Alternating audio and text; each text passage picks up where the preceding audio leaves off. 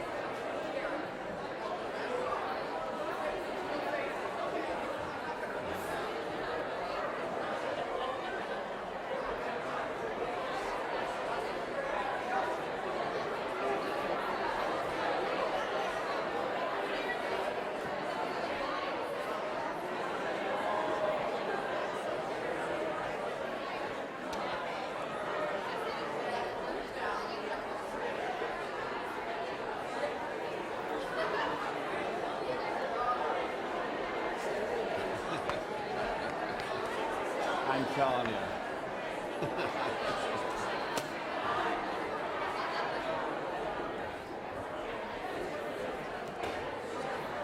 Okay, that's enough.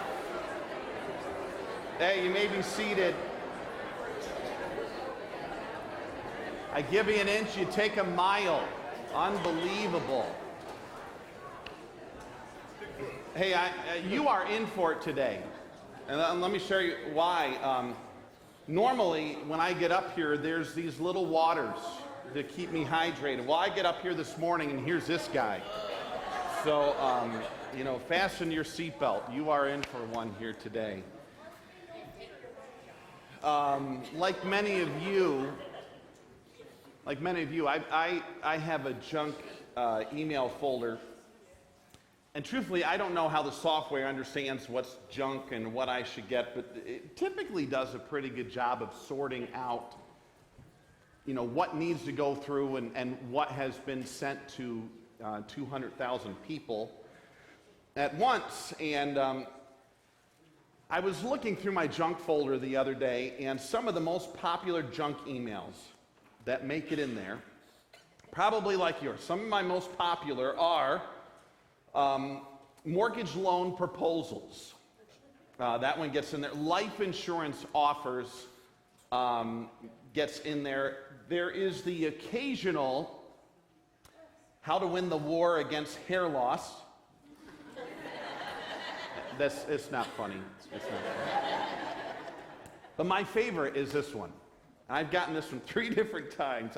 Whenever I see it, I just laugh. I love it. Here's I'm quoting the actual headline.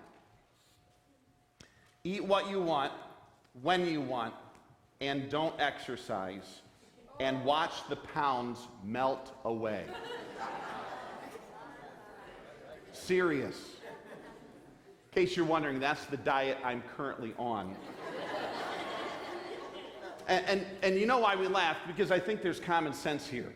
We know and would agree, you just don't have a great chance of succeeding without some level of sacrifice, If we saw an offer that said, don't watch what you spend, don't save and become a millionaire, we'd be like, that's ridiculous. And we know that attached to big results, there must be big sacrifice. I think that's why when we When we look at and watch this show, The Biggest Loser, that's why we're amazed. Because there's such results, there's such big sacrifice that goes along with what these folks are doing. That's why whenever we watch the Olympics, we're amazed because these people didn't just start training for the Olympics a few weeks before. Their life is training. From their earliest days, everything they eat, everything they do, their days are regimented, and all of their exercise and training for a lifetime goes into a week. I think that's why we're amazed with it. Our armed forces, our military that stands up and protects our nation, and these are folks that are fit and they're active and they have sacrifice just drilled into their heads and into their hearts, and to the point where they will even go to a faraway land and even are willing to sacrifice even their life for us. And the reason why there's big results, the reason why these folks see tremendous events going on is because of the level of sacrifice that's there. And when we think of the sacrifice, we think of something that we forfeit. We give up something in sacrifice because we are looking for a great result through it all. And that's what we're going to visit today. I just want to share, today is a little bit different. If you're a guest here, not every bit of this will make sense. And some of it, we're showing you some of the inside components of our ministry. And if you take anything away from this, I want you to take away that these people care about what they're doing, and they're trying to plan and strategize to do better, to see God bring big results here. So if you take anything away, that's it.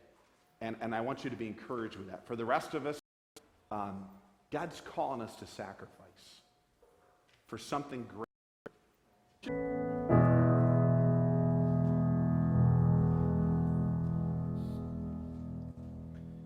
And I think what we're asking for today is nothing different than what God has asked from us all along. Jesus said, if anyone would be my disciple, he must first deny himself, take up his cross daily, and follow after me.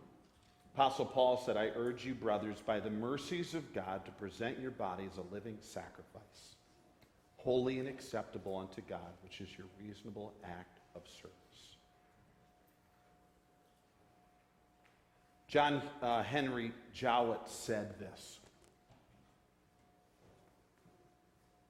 ministry that costs nothing accomplishes nothing. It's very true. How about we stand, and in your head and in your heart, in silence, I'm going to finish with prayer, and if God has prompted your thinking for any of these or other kinds of sacrifice for his mission, tell him that. Let's resolve this thing. Let's set for a different 2016. And God, I do pray, first for myself and my family, may there be a level of devotion, sacrifice, purpose that exceeds anything we've ever done.